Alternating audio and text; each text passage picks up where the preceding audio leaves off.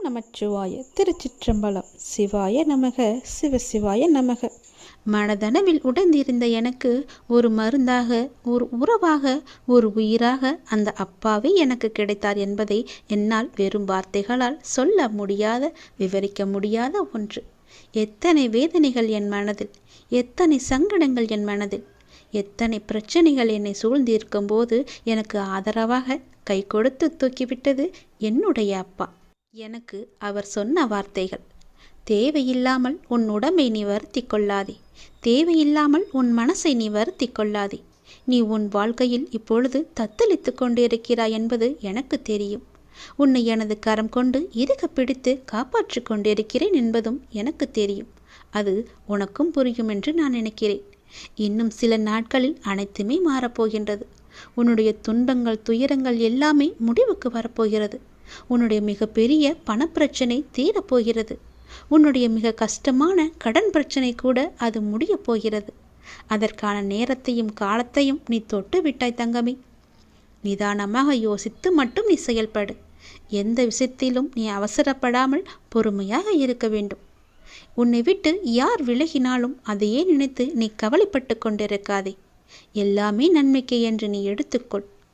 யார் உன்னை வெறுத்தார்களோ, யார் உன்னை உதாசீனப்படுத்தினார்களோ, யார் உன் நம்பிக்கையை கெடுத்தார்களோ, அவர்கள் முன் நீ மென்மேலும் வளர்ச்சி அடைந்து உன் வாழ்க்கையை செம்மையாக மாற்றி காட்ட வேண்டும் அல்லவா? அப்படி இருக்கும்போது நீ எப்பொழுதும் இதே போல சோர்வாக இருந்தால் என்ன அர்த்தம்? அவர்களை மேலும் மேலும் உன்னை துன்புறுத்ததானே ஆசைப்படுவார்கள். அவர்களுக்கு முன்னால் நீ வாய்விட்டு சிரித்துப்பார். அவர்கள் உன்னை பார்த்து எப்படி இருக்கிறார்கள் என்று நீயே கண்கூடாக பார்க்க போகிறாய். அவர்கள் முன் நீ வளர்ச்சி அடைந்து உன் வாழ்வில் வெற்றி பெறப் போகிறாய் என்ற வைராக்கியத்தோடு நீ செயல்பட வேண்டும். கவலைப்படாமல் இரு, நான் இருக்கின்றேன். உனக்கு மிகவுமே கொடியது என்ன என்றால் கோபம்தான். அந்த கோபம் உனக்கு வேண்டவே வேண்டாம். உன்னை என் உயிராய் நான் காத்து கொண்டிருக்கின்றேன். சோதனை காலம் என்பது எல்லோருக்கும் வரத்தான் செய்யும். சோதனை காலம் வரும்போது நீ பயப்படாமல் இருக்க வேண்டும், கலங்காமல் இருக்க வேண்டும். தந்தை தன் பிள்ளைகளை கண்டித்து நடத்துவதைப் போல இறைவனான நானும் நான் நேசிக்கின்றவர்களை கடிந்து நடத்துகிறேன். இதை புரிந்து கொண்டு நீ நடக்கும்போது நான் உன்னை என் பொறுப்பில் எடுத்துக்கொள்வேன். கவலைப்படாதே. அப்பா என்னை திட்டுவிட்டாரே, மிகவும் வருத்தப்பட வைக்கிறாரே என்று நீ சோர்ந்து போகாதே. நான் உன்னை கைவிட்டு விடவே மாட்டேன். நான் உன்னோடு எப்போதுமே இருப்பேன். பயப்படாமல் மட்டும் இரு, கலங்காமல் மட்டும் இரு. நீ பலம் கொண்டு திடமான மனதோடு நீ எழுந்து வர வேண்டும். உன்னை ஒருபோதும் நான் கைவிட்டு விட மாட்டேன் என்ற நம்பிக்கை உனக்குள் அச்சாணியாக பதிந்திருக்க வேண்டும். உன்னை விட்டு விலகவே நான் மாட்டேன் என்பதை நீ நம்ப வேண்டும். அப்பா என்னை கைவிட்டு விட மாட்டார் என்ற நம்பிக்கை உனக்குள்ளே இருக்க வேண்டும். அப்போது அந்த கலக்கமானது, உன்னுடைய பயமானது உன்னை விட்டு தூர ஓடிவிடும். எது வந்தாலும் நீ கலங்காதே. சோதனையை தருகின்ற நான் அதை தாங்கும் சக்தியையும் நான் உனக்கு தருவேன்.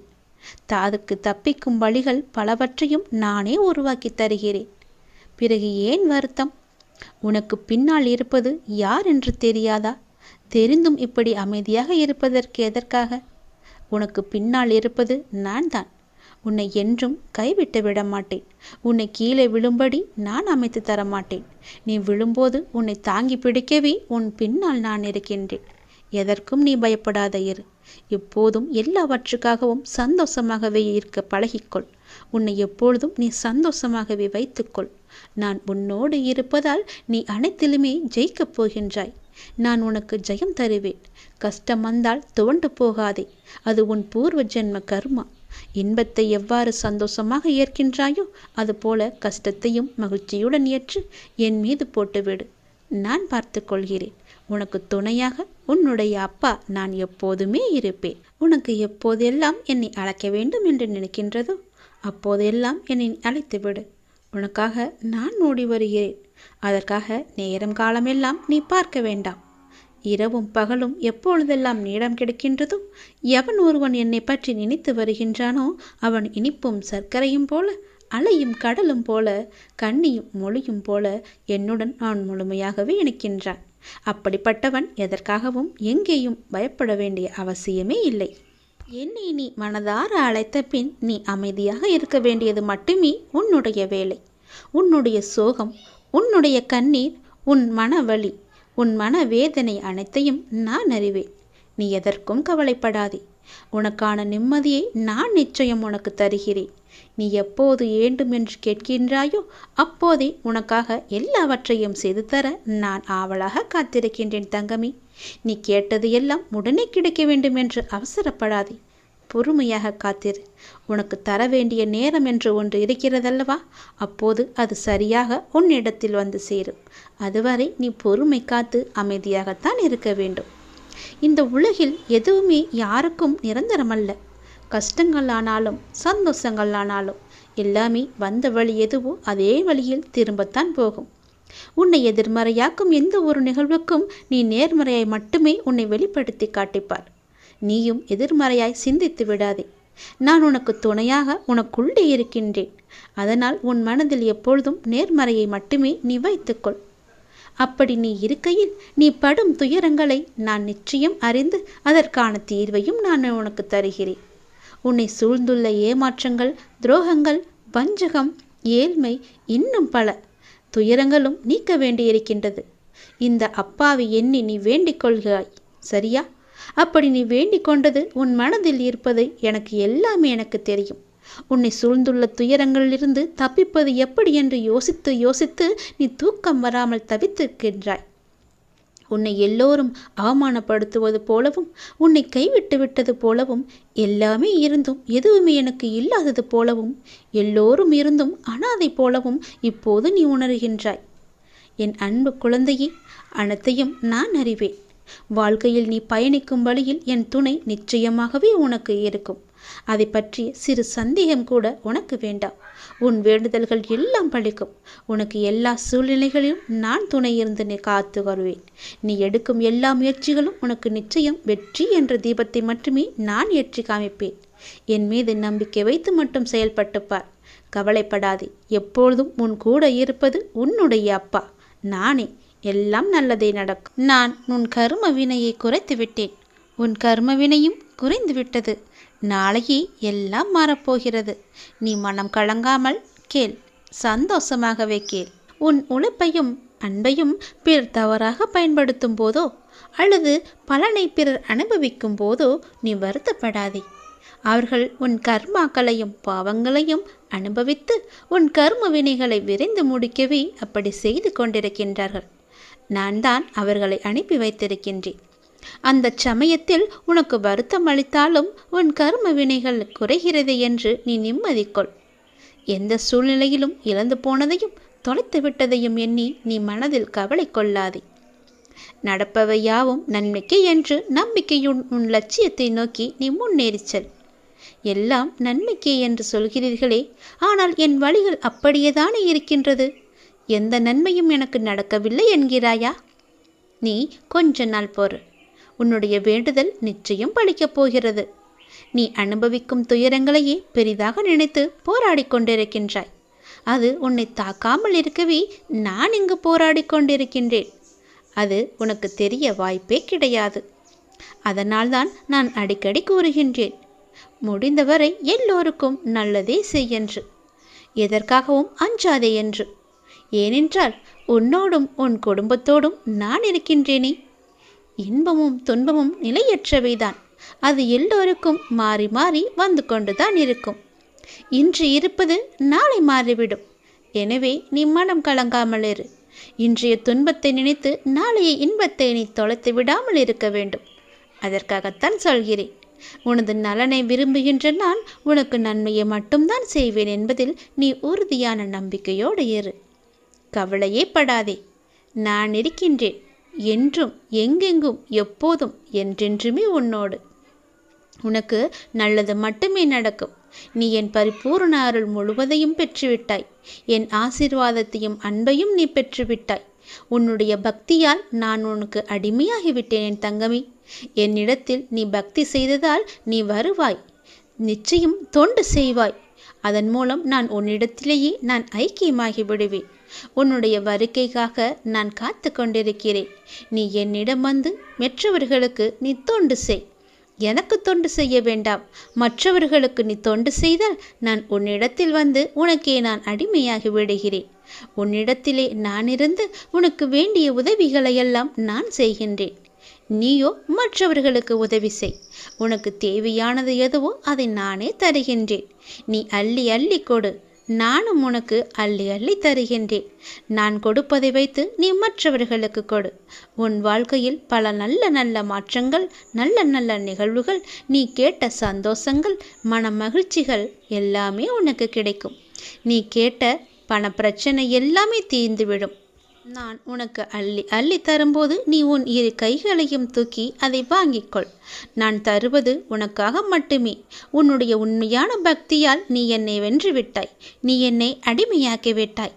நான் உனக்கு எப்பொழுதும் தொண்டு செய்யவே நான் காத்திருக்கின்றேன்.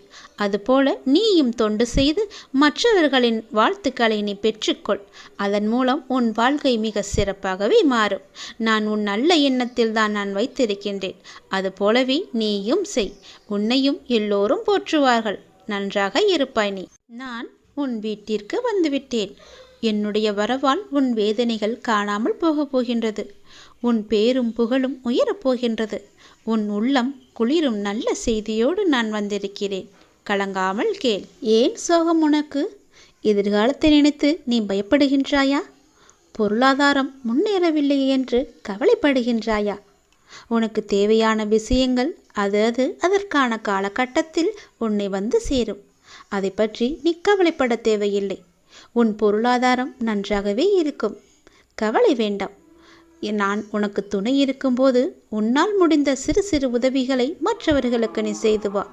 அடுத்தடுத்து உன்னுடைய பொருளாதாரம் நிச்சயம் மேன்மையில் முடியும். உன் வாழ்க்கை இப்போது என் கையில் இருக்கின்றது. அதை நீ நம்ப வேண்டும். உன்னை நிச்சயம் நான் உயர்த்தி காமிக்கின்றேன். உன்னோடு நான் இருப்பதை எப்படி நீ அணு அணுவாக உணர்ந்து கொண்டாயோ அது போலவே உன்னை அணு அணுவாக உயர்த்தி மிக பெரிய உயரத்தில் நான் வைக்கப் போவதை நீ காணப் போகின்றாய். உன் புகழ் உயரும். உன் உள்ளம் குளிரும். அந்த நல்ல நாளை இந்த ஆண்டில் நீ நிச்சயம் காண்பாய். எது நடந்தாலும் எல்லாமே நன்மைக்கே என்று நீ எடுத்துக்கொள்கின்றாய் அல்லவா? அந்த எண்ணத்திற்கே எல்லா நன்மையும் உனக்கு வந்து சேரும். நீ எப்போதும் உண்மையாக இருக்க முயற்சி செய்கின்றாய். ஆனால் எல்லோரும் உன்னிடம் உண்மையாக நடந்து கொள்ளாவிட்டாலும் உன் உண்மை அவர்களை நிச்சயம் மாற்றும். உன்னை அனைவரும் அவர்கள் மதிப்பார்கள். கவலையப்படாதே. நான் உன்னை உயர்த்தி காமிக்கின்றேன். எது நடந்தாலும் அப்பா இருக்கிறார் என்ற நம்பிக்கையோடு இரு. நான் உன் வீட்டிற்கு வந்து உன்னுடனே தங்கிவிட்டேன். என் வரவால் நீ இதுவரை சந்தித்த வந்த வேதனைகள் எல்லாம் எப்படி காணாமல் போனது என்று நினைத்து வியக்கும் அளவிற்கு நிச்சயம் உன்னுடைய வாழ்வில் பல நல்ல நல்ல மாறுதல்கள் எல்லாம் நடைபெறும். இனி ஒவ்வொன்றாக அது உனக்கு தெரிய வரும். வாழ்க்கையில் பல அற்புதங்கள் நிகழப்போகின்றது. எல்லாமே எனக்கு தெரியும் என்ற நம்பிக்கையோடு என்னிடம் ஒப்படைத்துவிட்டு எல்லாமே என் அப்பாதான் என்று இருக்கின்றாய் அல்லவா? நிச்சயம் நான் உன்னை கைவிட மாட்டேன். என் நிலைமை மாறவில்லையே. நானோ நீயே என்று கதியின்றி இருக்கின்றேன். உனக்கோ என்னை கவனிக்க நேரமில்லை என்று நீ புலம்புகிறாய். ஒரு நாள் இந்த வாழ்க்கை எனக்கு பிடித்த மாதிரி மாறும் அப்படி என்கின்ற நம்பிக்கையில் நீ ரொம்ப நாட்களாகவே வாழ்ந்து கொண்டு இருக்கின்றாய். அந்த ஒரு நாள் உன் வாழ்க்கையில் வெகு விரைவாக வரப்போகின்றது. அதை நான் உனக்கு பரிசாக தரப்போகின்றேன். அந்த பரிசோடு இந்த நாளை நீ மகிழ்ச்சியோடு கொண்டாடு. உன் மகிழ்ச்சியான முகத்தை நான் காண விரும்புகின்றேன். என் மீது நீ அளவற்ற பக்தி கொண்டிருக்கின்றாய். கண்மூடித்தனமான நம்பிக்கை வைத்திருக்கின்றாய். தெய்வீக சக்தி அதிகம் இருக்கிறது என்று நம்புகின்றாய். அது எதுவுமே பொய்யாகாது தங்கமே.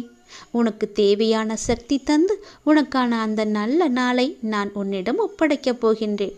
நிச்சயம் அதற்கான நல்ல அறிகுறிகள் எல்லாம் உன் கண்ணில் தெடும்படி நான் அமைத்து தருகின்றேன். நீ நல்லதாய் நினை. உனக்கு நல்லதே நடக்கும். சில நேரம் நீ மிகவும் மகிழ்ச்சியாகவும் சுறுசுறுப்பாகவும் இருக்கின்றாய். சில நேரமோ மிகவும் சோர்ந்து போய் கவலையில் மூழ்கின்றாய். எப்பொழுதும் உன் மனதை நீ சுறுசுறுப்பாக வைத்துக்கொள்ள என்னுடைய நாமத்தை மட்டும் நீ உச்சரித்து கொண்டு இருந்தாலே போதும். என்னுடைய நாமமானது உனக்கு எப்போதும் உதவியாக இருக்கும்.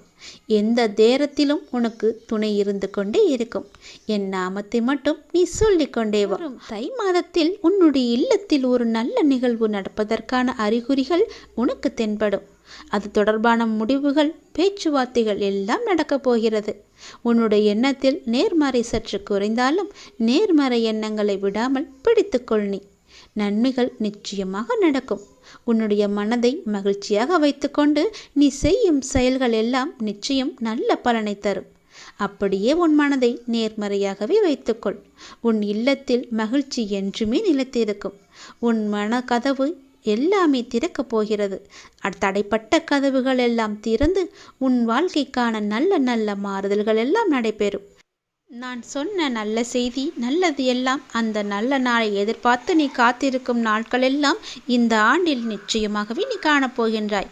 ஏனென்றால் இது சிவனின் வாக்கு. என் வாக்குக்கு மீறிய எதுவும் கிடையாது. நிச்சயம் இந்த சிவனின் வாக்கு உனக்கு பலிக்கப் போகிறது.